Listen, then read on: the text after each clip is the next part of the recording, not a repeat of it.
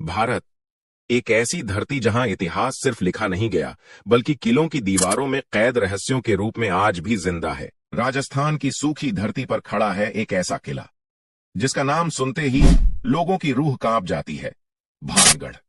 यह किला 17वीं शताब्दी में आमेर के राजा भगवंत दास ने अपने पुत्र माधो सिंह के लिए बनवाया था।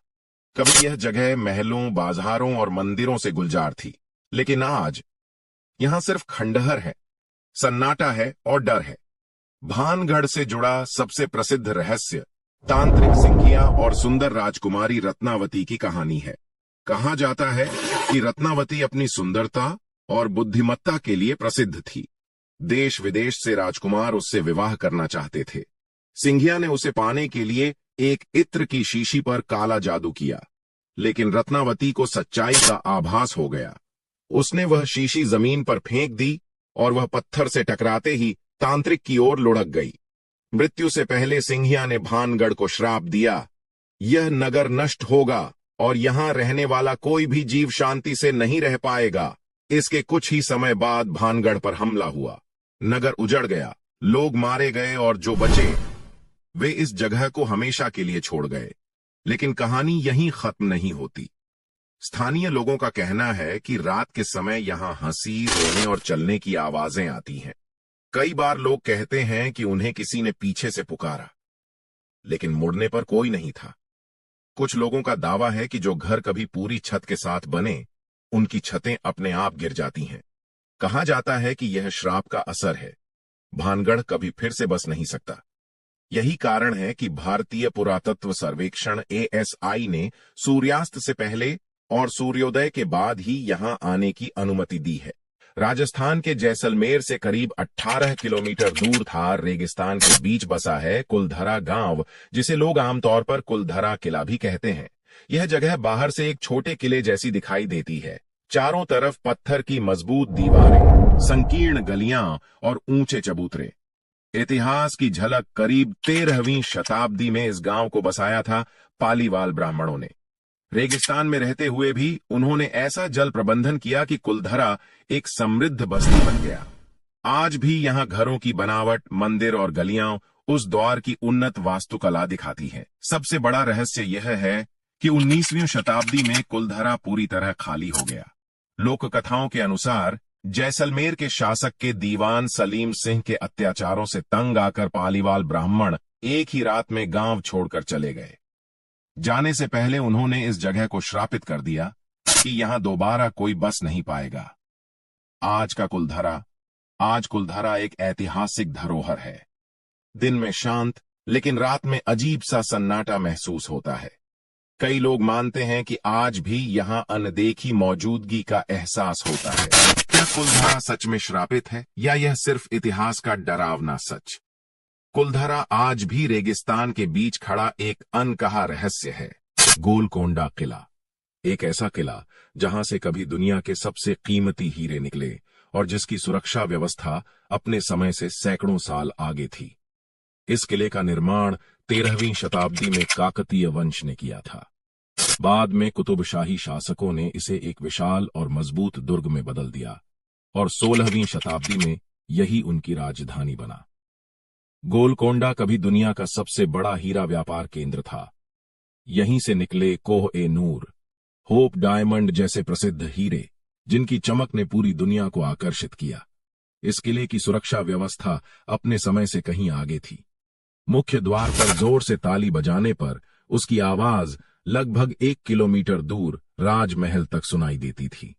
इससे सैनिकों को खतरे की तुरंत सूचना मिल जाती थी। लगभग 11 किलोमीटर लंबी दीवारें, ऊंचे बुर्ज और गुप्त सुरंगें इस किले को लगभग अजेय बनाती थीं। लेकिन सन 1687 में मुगल शासक औरंगजेब ने लंबे घेराव के बाद गोलकोंडा किले पर कब्जा कर लिया। कहा जाता है कि इस हार की वजह दुश्मन नहीं बल्कि विश्वासघात था। आज भी गोलकोंडा किला रहस्यमयी कहानियों से घिरा हुआ है। कुछ लोग मानते हैं कि रात के समय यहां अजीब सी आवाजें सुनाई देती हैं, मानो इतिहास आज भी इन दीवारों में जिंदा हो। गोलकोंडा किला सिर्फ पत्थरों से बना एक ढांचा नहीं, बल्कि इतिहास, हीरों और रहस्यों की एक अमर पहचान है। यह है दौलताबाद किला।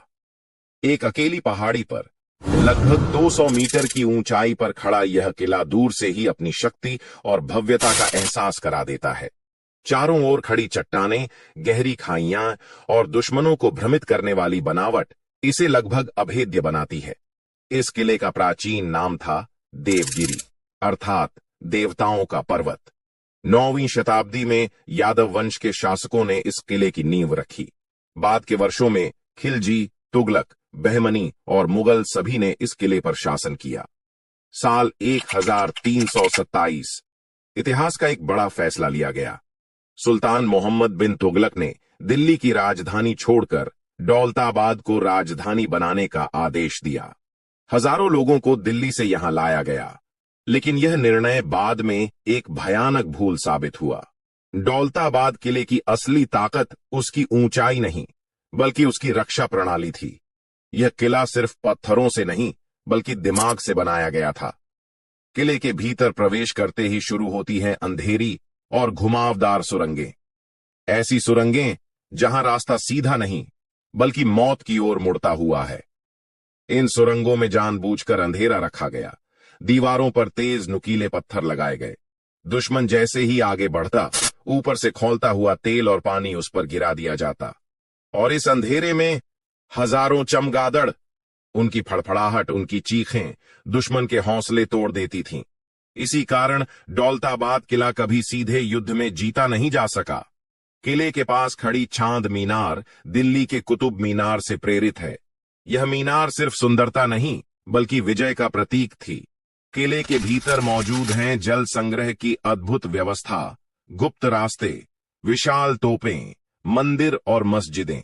यह किला सिर्फ एक युद्ध स्थल नहीं, बल्कि पूरा सैन्य शहर था। आज भी जब लोग इस किले की सुरंगों में जाते हैं, तो उन्हें अजीब सा डर महसूस होता है। यह है रोहतासगढ़ किला। लगभग 1500 फीट की ऊंचाई पर बना यह किला भारत के सबसे अजेय दुर्गों में गिना जाता है। 16वीं शताब्दी में महान शासक शेर शाह सूरी ने इसे अपनी सैन्य शक्ति का केंद्र बनाया। करीब 28 वर्ग किलोमीटर में फैला यह किला मोटी पत्थर की दीवारों, संकरे पहाड़ी रास्तों और मजबूत द्वारों के कारण कभी युद्ध में जीता नहीं जा सका। किले के भीतर महल, मस्जिदें और 100 से अधिक जलस्रोत मौजूद थे, जो लंबे घेराव में भी सेना को जीवित रखते थे। आज यह किला शांत और वीरान है, लेकिन इसकी दीवारें अब भी साहस, रणनीति और गौरवशाली इतिहास की कहानी सुनाती हैं। रोहतासगढ़ किला, बिहार का अभेद्य दुर्ग। सत्य कभी समाप्त नहीं होता, उसे केवल खोजने की आवश्यकता होती है।